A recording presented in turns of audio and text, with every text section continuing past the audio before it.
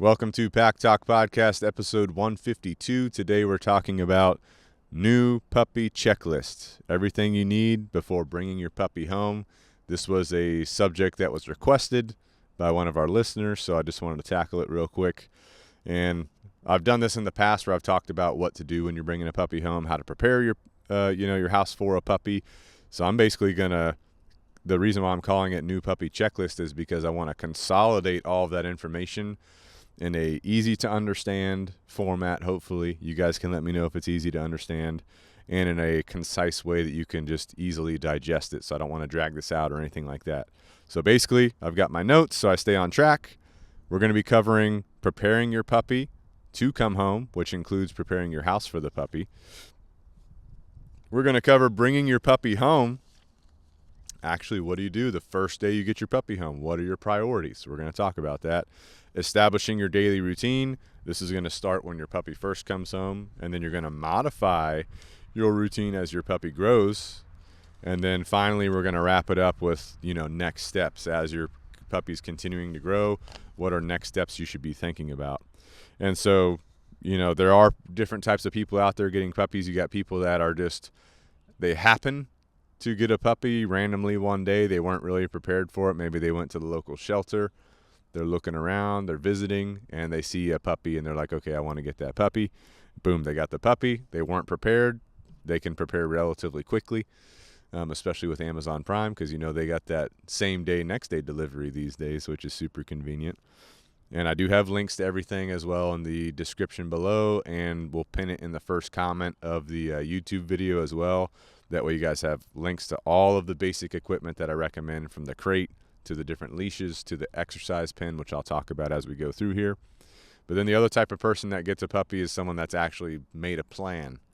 They're like, okay, I want to get a puppy, this month, or I'm in contact with this breeder. I know they have a litter coming up, and I'm going to be getting a puppy from that litter. So you have more time to plan your strategy in that specific case. But if you get a puppy today, or if you're planning to get a puppy, everything on this new puppy checklist is still going to apply to you. All right. So mindset, I want to help you shift your mindset. So we're preparing for your puppy to come home first, right? Preparing your home for a puppy.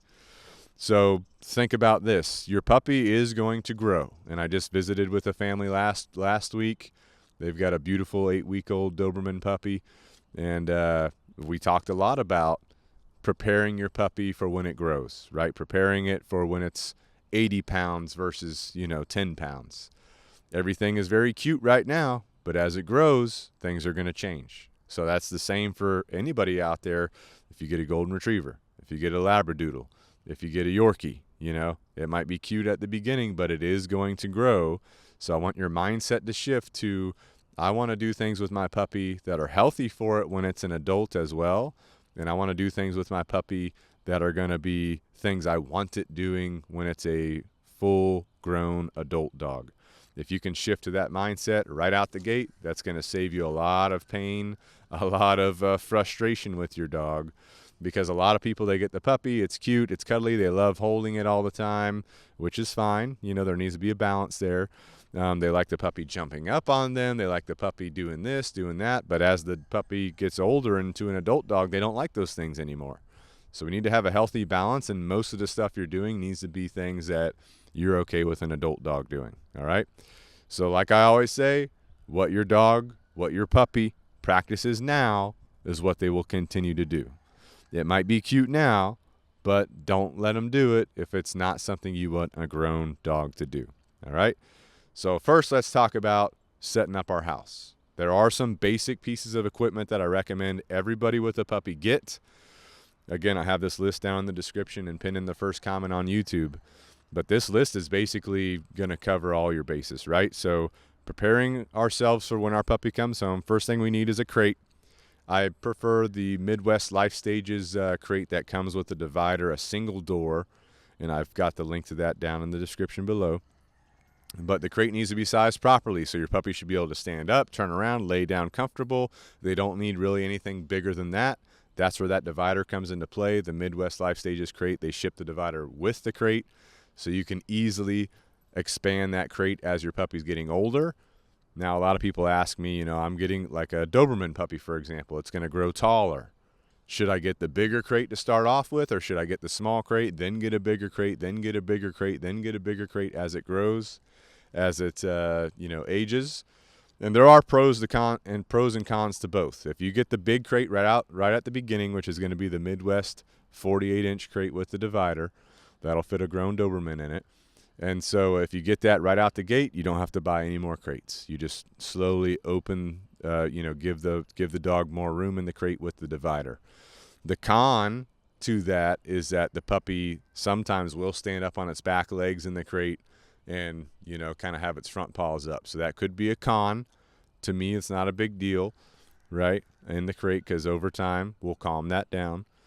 The benefit to having the small crate, then getting the next size, then getting the next size, is that the height, they can't stand up on their back legs like that. So that is basically the benefit. My recommendation: get the crate that's going to fit your adult dog. Use the divider. Slowly divide space out. That seems like it's going to be the most budget-friendly option for most people. All right, next up, I do recommend an exercise pen, also known as an X pen. This is a great way to have safe, supervised freedom outside of the crate in the house. And I do have an exercise pen in the link in the description.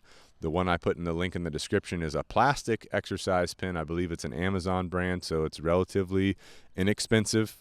And the reason why I like that one is because it's a little bit more sturdy than those wire ones that, like Midwest has one. It's a wire one. It's kind of flimsy.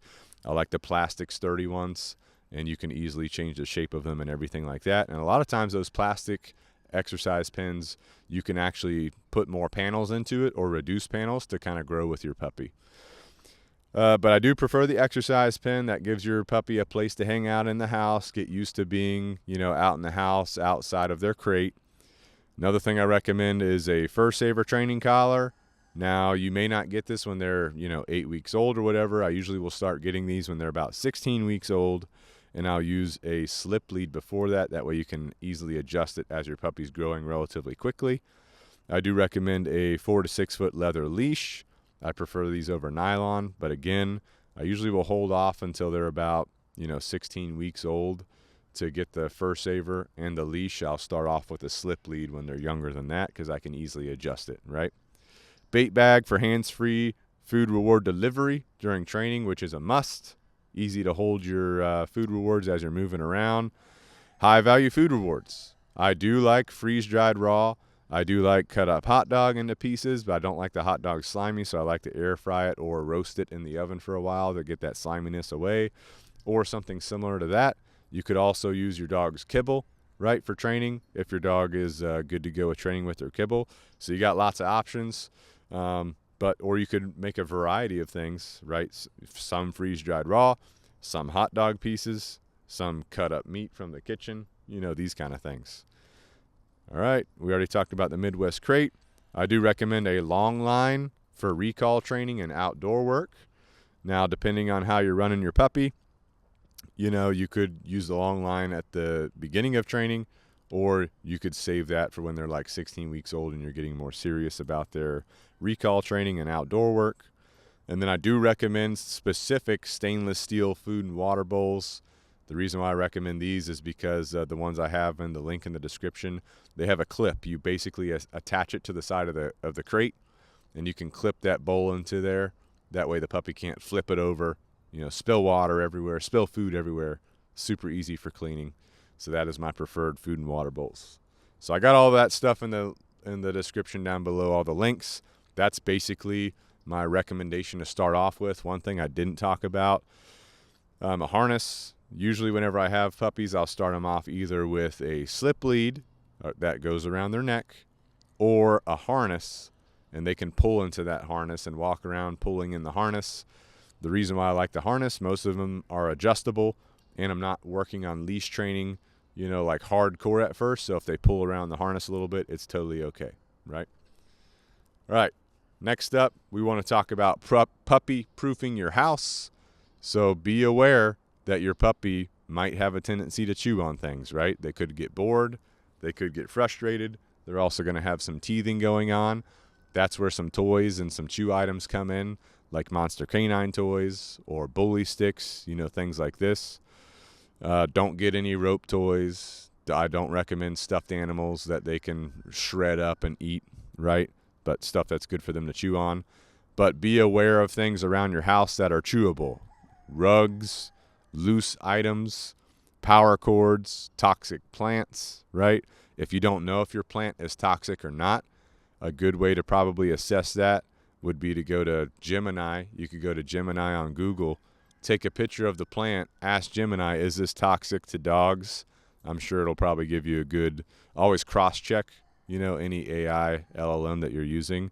But that would probably be a good way to figure out, is this plant toxic to dogs or not? And then you want to think about and decide what access rules your puppy's going to have before you even get your puppy. Are you going to let your puppy in the bedroom? Are you going to let your puppy on the couch? Are you going to let your puppy into different parts of the house? So kind of make those rules with your family, figure that out. Figure out where you're going to put your X pen. I do recommend having the X pen in like a general family area, like your living room. And then your crate would be where they're normally going to be sleeping at. So if they're sleeping in your room, have the crate in your room. If they're sleeping in a guest room, have the crate set up there. All right? Another thing to think about, preparing your vet for your puppy. So make sure you have your vet visit scheduled. Make sure you're in contact with a local vet. Make sure they can get all the records from your breeder or the rescue. And talk to your vet about vaccination schedule, deworming, flea tick prevention, spay and neuter timeline. A lot of rescues are going to push that on you if they haven't done it already. A lot of breeders might push it on you too. My recommendation, if you can wait till they're 3 years old to spay or neuter them, wait till they're 3 years old. That way all their hormones are in play and their growth plates have closed. I did neuter my Doberman when he was 3 years old. If I could go back, I would not have neutered him at all. But if you feel like you need to spay and neuter, see if you can wait till they're 3 years old, right? So they get all those hormones and everything. Last up on preparation, family rules. Family rules. Make sure the family is all on the same page, all right? We want the puppy to do this. We want the puppy to do that. We don't want the puppy walking through this room. We don't want the puppy coming over here, right? Make sure everyone's on the same page. Make sure everybody agrees, and then make sure everyone's going to be consistent, right? Because inconsistency is the number one source of puppy confusion. If one person in the family lets the puppy do this, which is off limits to the rest of the family, nobody else lets the puppy do that. That inconsistency creates confusion on the puppy's end, and it also builds frustration in the family, and we don't want to take that frustration out on the puppy. It's not the puppy's fault, right?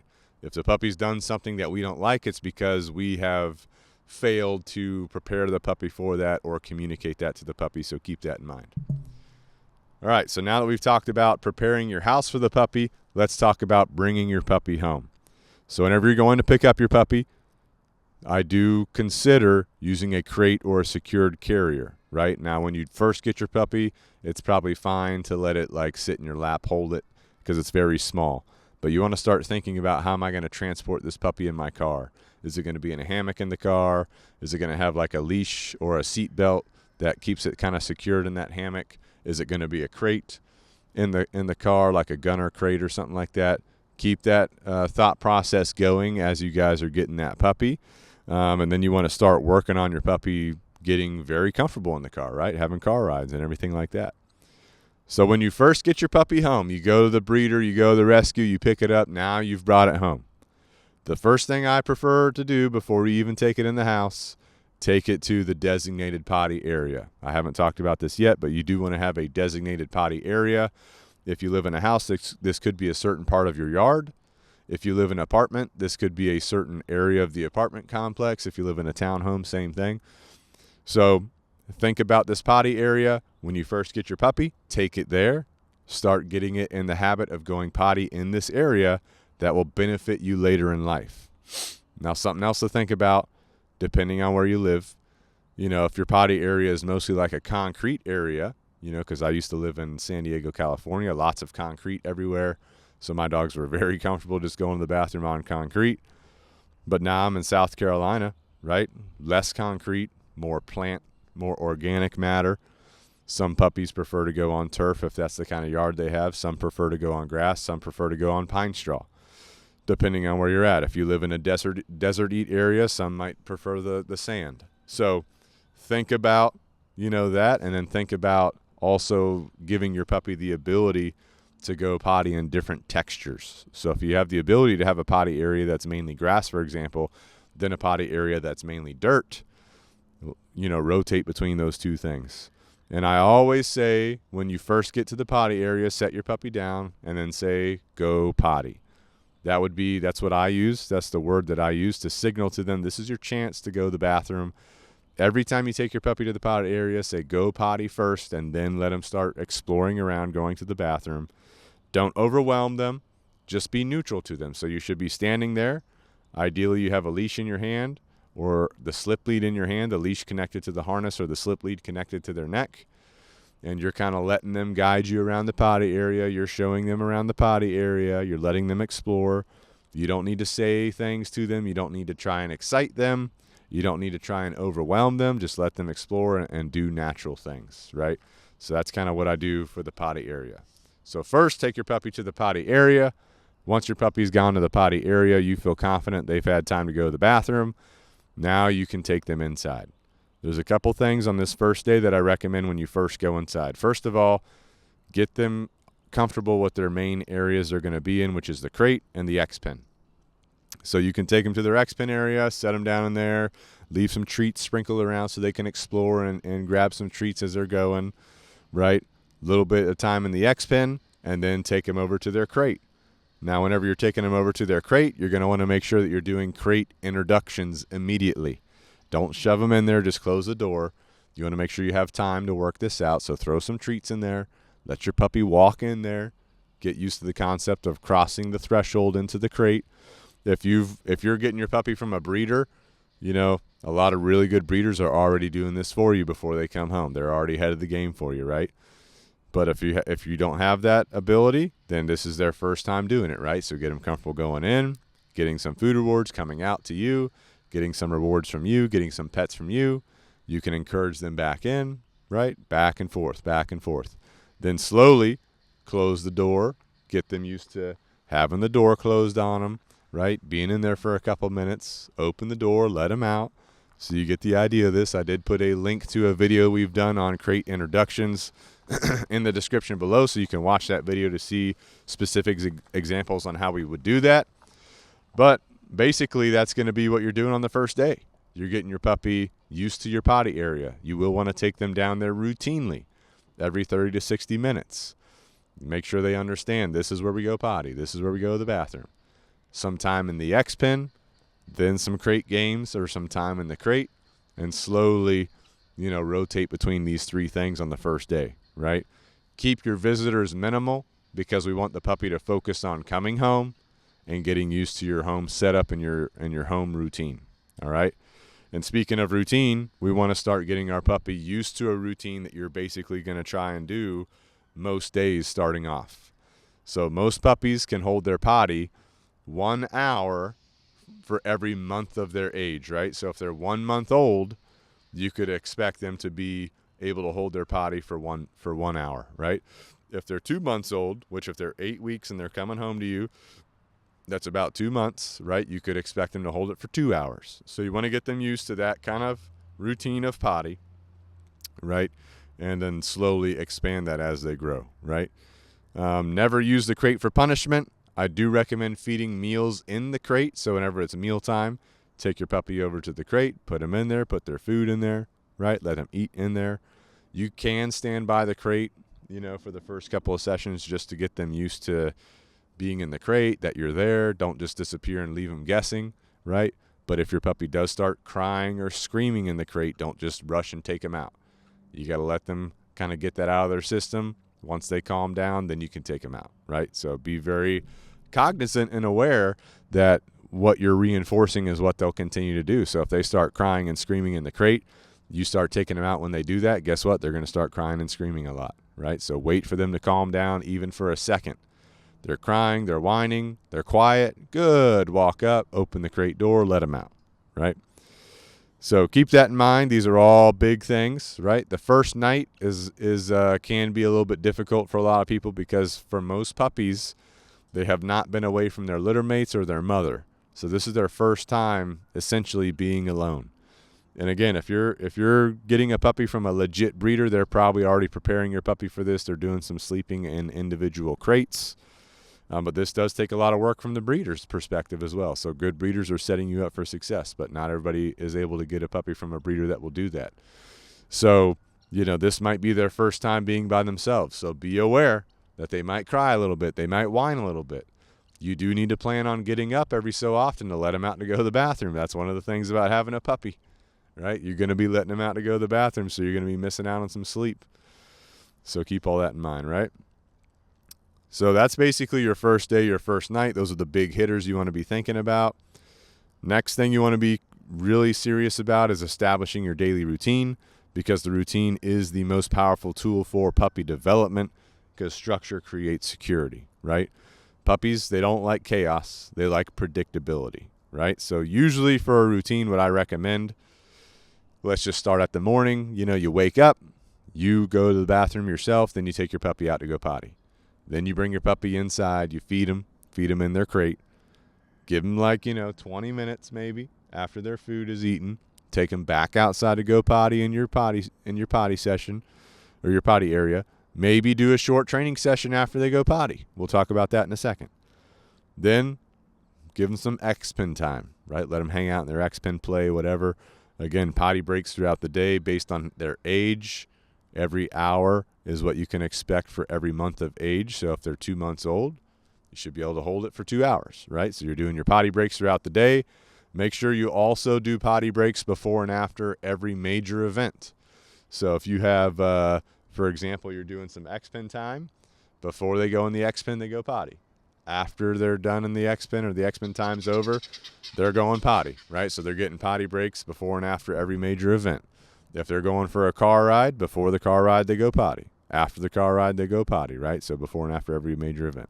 Puppies are going to sleep a lot at first throughout the day, so try to get them to sleep in their X-Pen or their crate if you can for their nap times. And then training sessions, keep it really short, a couple minutes at a time, multiple times a day if you can, all right? So that's kind of your routine, getting your puppy used to that. Now, as your puppy ages, you can kind of adjust your routine based on your puppy's development. And one of the first things I like to adjust is the nighttime sleeping. So I want to get as much sleep as I can at nighttime uninterrupted.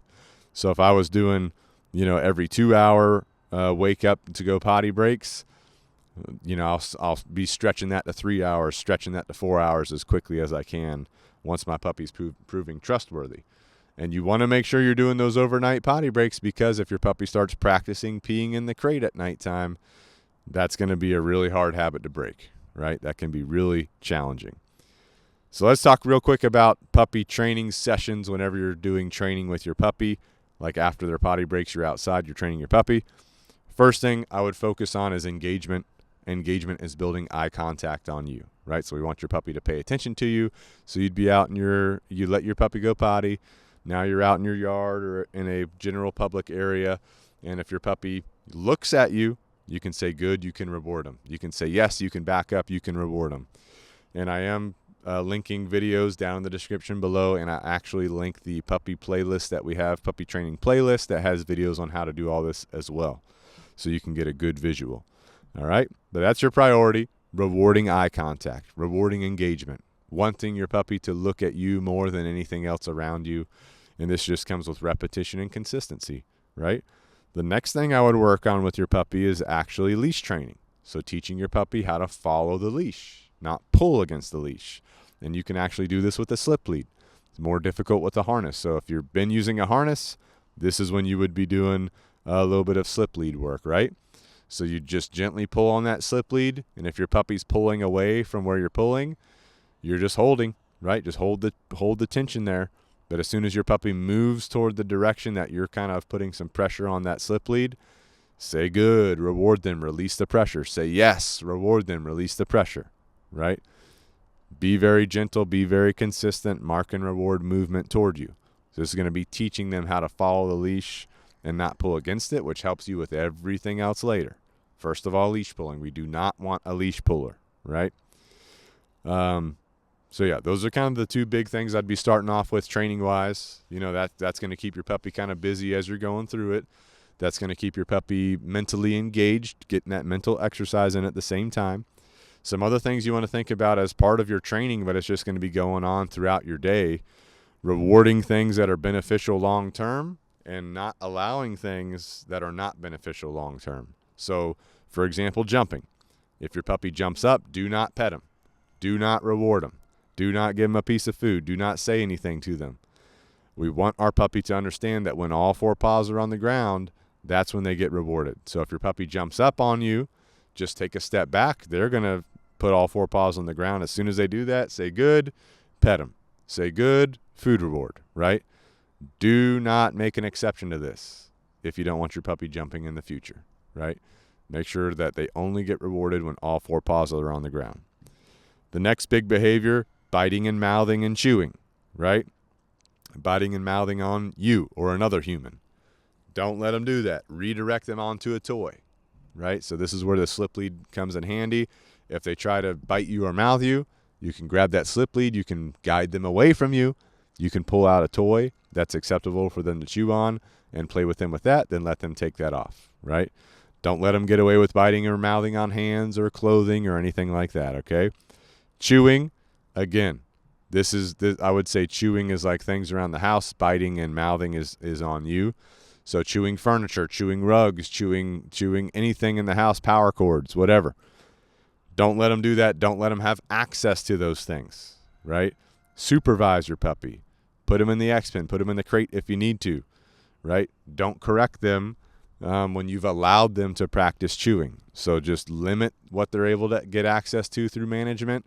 If you are letting your puppy walk around the house and they try to go to the kitchen table or the little coffee table in your living room and chew on that, you can say no. You can use the slip lead and move them away from that. As soon as you move them away from that, you just give them a toy that's acceptable for them to chew on. Let them chew on the toy, right? And then the last big behavior is demand barking. When your puppy's demanding, it's barking, rawr, rawr, rawr, right? Asking for attention all the time. Just ignore that completely. Again, if you respond to that, you're basically reinforcing that behavior. We don't want that, right? So ignore it. Once they're quiet, you can say good. You can reward them at that point, right? Make sure that you're training them that, hey, when you're calm, that's when you get things that you like. When you're being demanding, when you're being loud, when you're doing all this other kind of stuff, you're not getting things that you like, right? So just keep that in mind. All right. Feeding. This is always a question I get a lot of times. How do I feed my puppy? How do I feed my puppy, differently than my adult dog? These kind of things. So there's basically two ways that most people feed their puppies. The first way, they're feeding breakfast, lunch, and dinner. The second way, they're feeding like a breakfast in the crate, dinner in the crate, and then they're feeding the afternoon meal in their training sessions, which is what I actually recommend. So anytime you're doing a feeding routine, turn it into some type of training exercise. So don't just let them go crazy over food.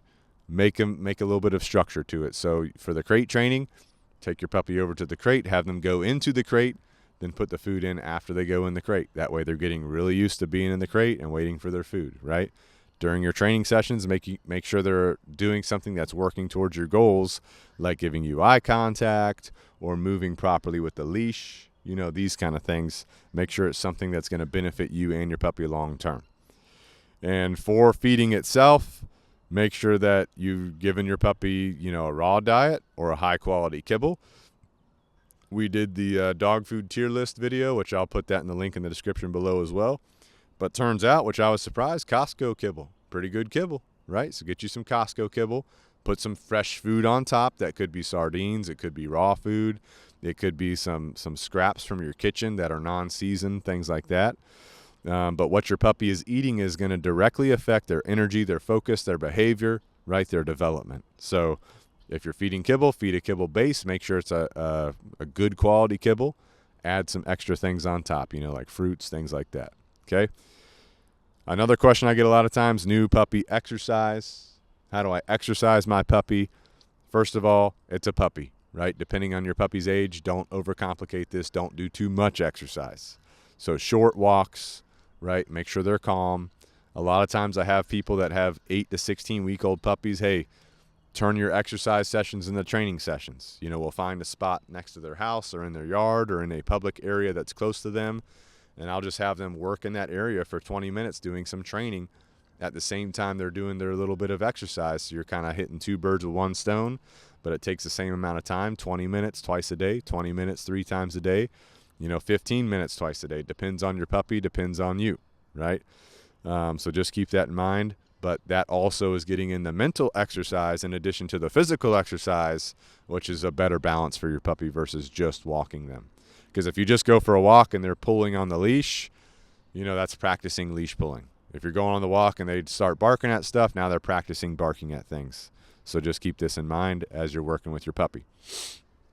So kind of my timeline when I first get my puppy home, and adjusting your routine to your puppy as they grow. So I would say from 8 to 10 weeks, you're focused on the basics. You're focused on the crate training, the X-Pen training, the routines in the house. You're focused on engagement. You're obviously focused on potty training. You're focused on leash training, so your puppy's walking nicely with the leash. Focused on eye contact. Once you hit about that 10-week mark, all that should be super easy. You should be having 0 potty issues from your puppy. You should be slowly modifying your routine. And then from about 10 to 12 weeks, I'll be starting some more serious obedience foundations. So luring for sit, luring for down, saying their name, having them come on their name, right? And again, we've got videos for all this on the YouTube channel, so you'll be able to see actual videos and examples of this on the YouTube channel. Recall commands, getting your puppy to come to you when called, right? Place commands, sending your puppy over to a designated area like a pet cot or a dog bed, right? You might hear some guinea fowl in the background. They're walking over here as I'm sitting here talking. But you're working on all the foundations for these other obedience positions and other obedience things that are going to be happening with you and your puppy as your puppy continues to age, right? As you get to about that 12 to 16 week mark, now we're getting more serious, right?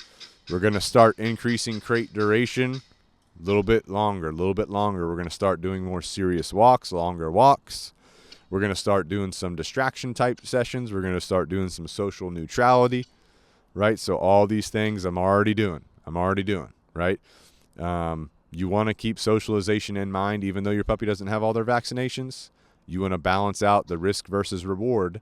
If you don't do socialization, if you don't expose them to different environments, that could impact you later, right?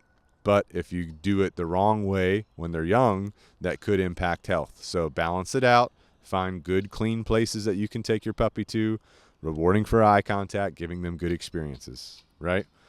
So for your socialization, for new puppy socialization, your goal is social neutrality. You want your puppy calm, confident, relaxed. You want them unbothered. You don't want them too excited. You don't want them too overwhelmed, right? You want to expose your puppy to different things, different surface types, like we already talked about, concrete, maybe gravel, maybe dirt, maybe grass, maybe sand, maybe turf, right? Depends on where you're going to be at. Expose your puppy to different sounds. It could be cars going by, trucks going by, motorcycles going by, vacuum cleaners, fireworks, low-level fireworks. There's a lot of different things you can do for sounds, right? But you want slow exposure to these things, especially as you're getting between that 12 to 16 week mark. Vehicles, you want them comfortable riding in the vehicle, getting in and out of the vehicle if they can. If they're too small and can't climb in and out, if you have like a bigger vehicle, you can pick them up, put them in there, but you want to start getting them used to hopping up into things, right? Hopping over things, right? Get them used to different people of all ages, kids, adults, and teenagers, older people. And if you have healthy dogs that or friends that have healthy dogs and you want to start some slow dog exposure, you can do that too. Just make sure the other dog's vaccinated and clear of any viruses, bacteria, anything that could harm your puppy, right? You can start puppy classes, but you can do a lot of this on your own. And then once you have your vaccinations, now you're just going full bore onto every type of socialization that you can, social neutrality in all situations. Don't force interactions when you're doing this. If you're working on interactions in your interaction phase of socialization, let your puppy approach other people on their own terms. Give other people food rewards so they can reward your puppy for being calm around them. these kind of things. Just keep an eye out for any type of puppy stress signals. If your puppy is yawning, if your puppy's lip licking, if your puppy's tucking their tail, if your puppy's avoiding eye contact, all these kind of things could be a stress signal. And don't forget, anxiety, insecurity. These are character traits that are very pronounced in today's dog population.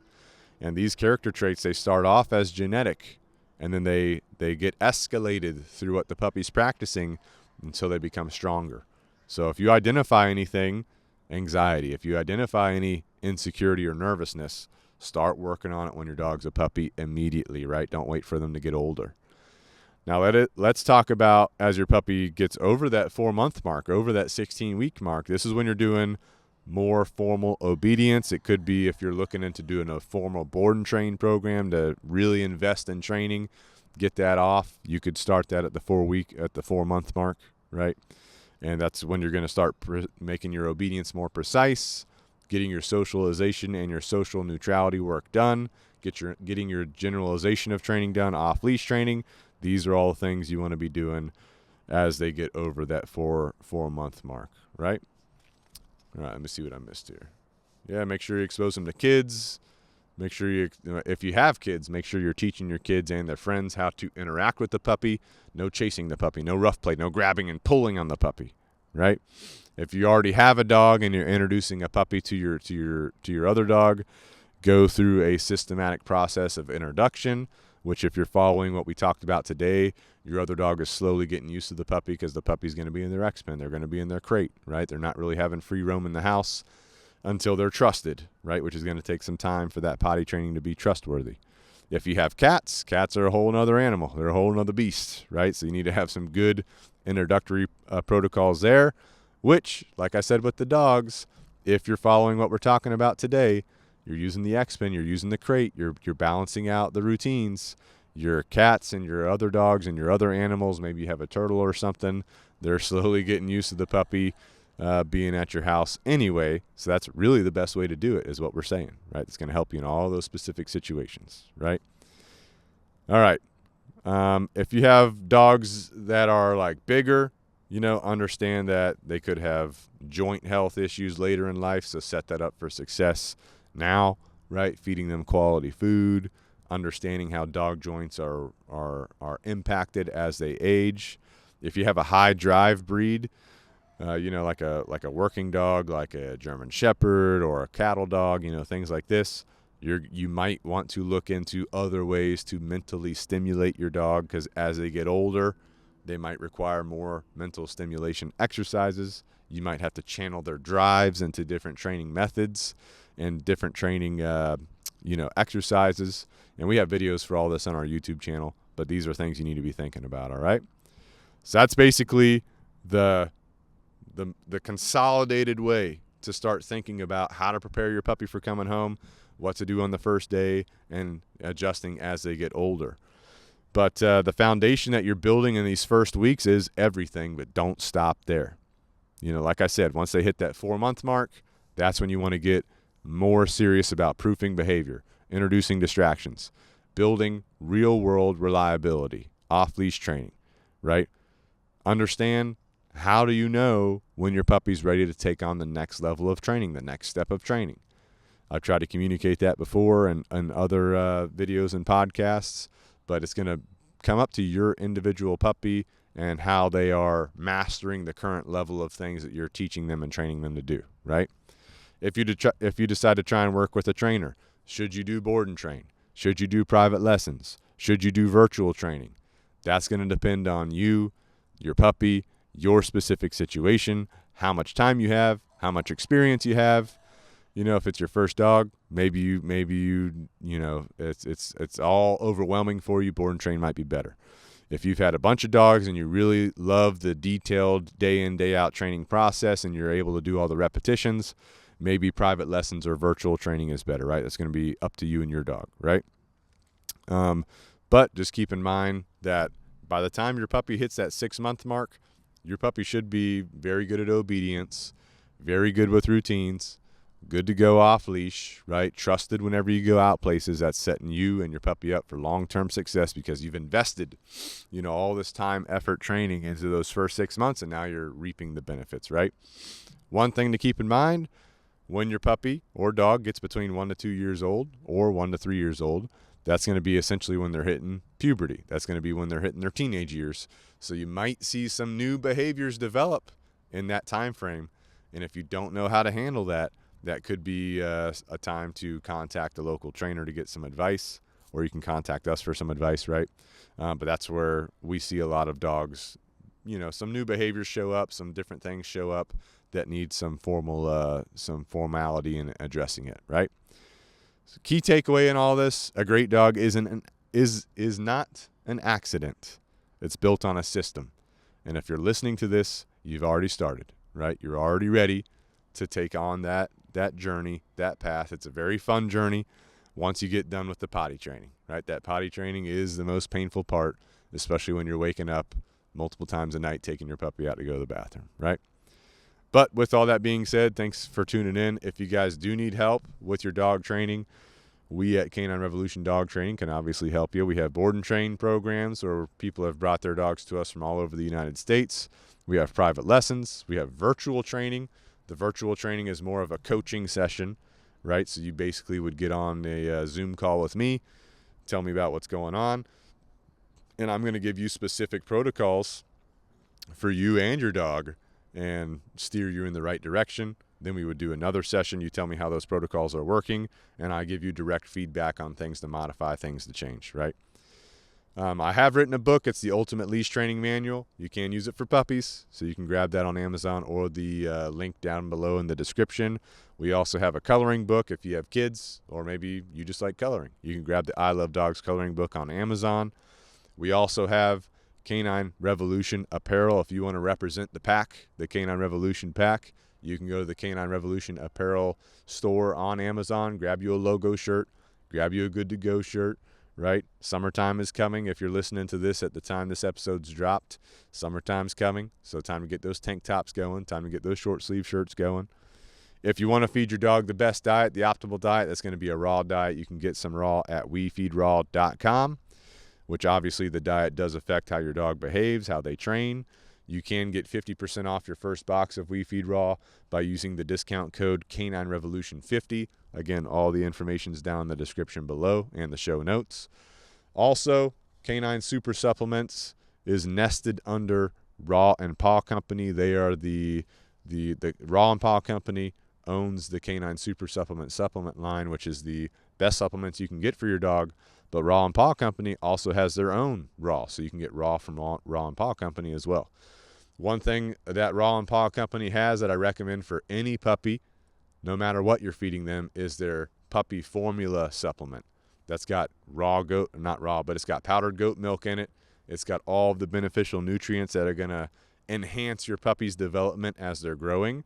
And if you're a breeder, Raw and Paw Company works directly with breeders. They have supplements for mama dogs and papa dogs, right? If you want your breeding pair to be at the highest optimal nutrition, they have supplements specific for your breeding pair. They also have goat milk you can just get on its own.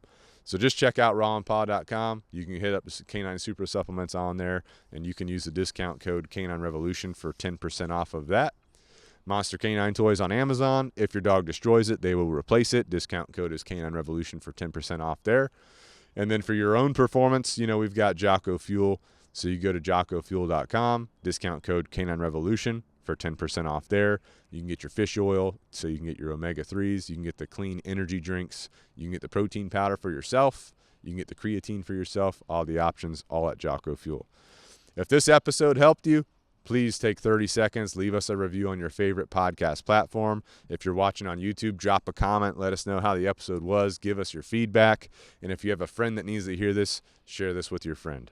And if you have recommendations for other episodes coming up in the future, please drop those in the comments below as well, because we do take those into account in our future content. And with that being said, I appreciate all of you listening. I appreciate your time. Thanks for letting me ramble here for a little bit, and I'll see you in the next podcast. This is Pack Talk Podcast.